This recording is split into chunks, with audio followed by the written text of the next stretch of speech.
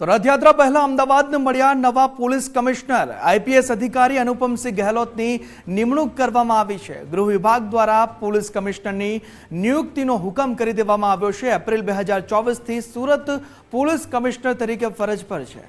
GS Malik DGP બનતા જગ્યા ખાલી હતી, તેથી હવે આઈપીએસ અધિકારી અનુપમસિંહ ગેહલોતની નિમણૂક કરવામાં આવી છે। સંવાદદાતા અર્પિત વધુ માહિતી સાથે ફોનલાઈન પર જોડાયા છે।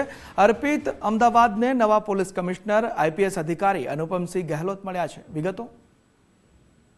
પાછલા લાંબા સમયથી ચર્ચા ચાલી રહી હતી અને રાહ જોઈ રહી હતી કે રાજ્ય સરકાર અમદાવાદના શહેર પોલીસ કમિશનર તરીકે કોની નિમણૂક કરે છે, ત્યારે હવે આતુરતાનો અંત આવ્યો છે અને ચર્ચાઓનો અંત આવ્યો છે। સુરત પોલીસ કમિશનર અનુપમસિંહ ગેહલોતની નિમણૂક અમદાવાદના નવા પોલીસ કમિશનર તરીકે કરવામાં આવી છે। 8મી જૂનના રોજ રાજ્યના પોલીસ વડા તરીકે અમદાવાદના પોલીસ કમિશનર જીએસ મલિકે ચાર્જ સંભાળ્યો હતો। એ પછી અમદાવાદ શહેર પોલીસ કમિશનર તરીકેનો ચાર્જ પણ એમની પાસે જ હતો।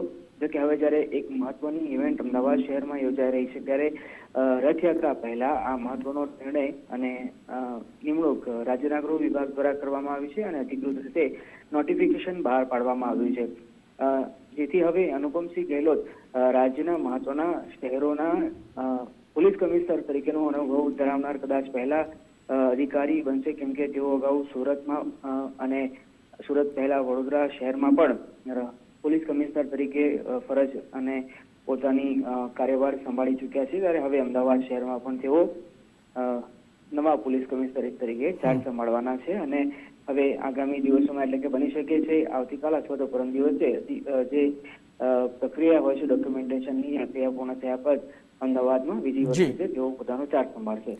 જી અર્પિત, સમગ્ર માહિતી બદલ આપનો આભાર।